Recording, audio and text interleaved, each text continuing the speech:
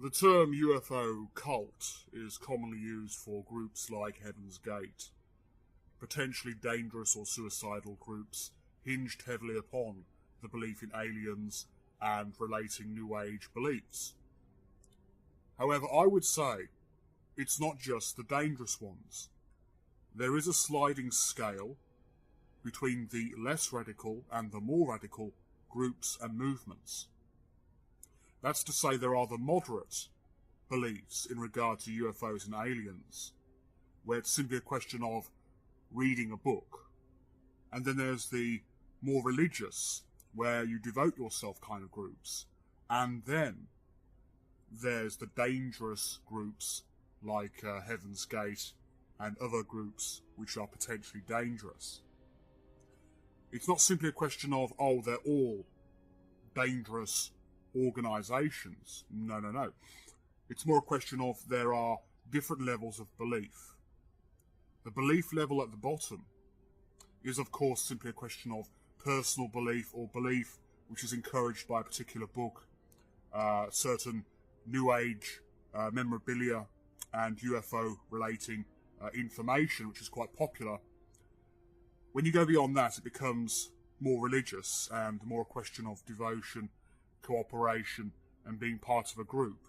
But even then, it might not actually be hugely dangerous to people outside the group, or even necessarily in the group, beyond the psychological, beyond the mental, emotional aspects thereof. And of course, if you get to the extreme, you have organisations which want you to cut yourself off from your family. They want to cover up any criminality in the group, whether economic or physical, mental abuse. And they may even go as far as causing harm to others in the name of their particular philosophical belief. It's simply a question of different levels of belief and different types of belief as well. There are those out there who believe in UFOs being alien craft, but they do not say what it is. They don't claim to have the truth. They're at the very moderate, incredibly moderate level of the scale.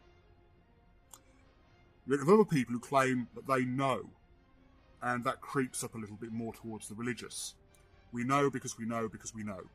Because a New Age channeler has claimed, because a New Age prophet has claimed, a guru, or it has been suggested by people who have been abducted or claim to have been abducted by aliens.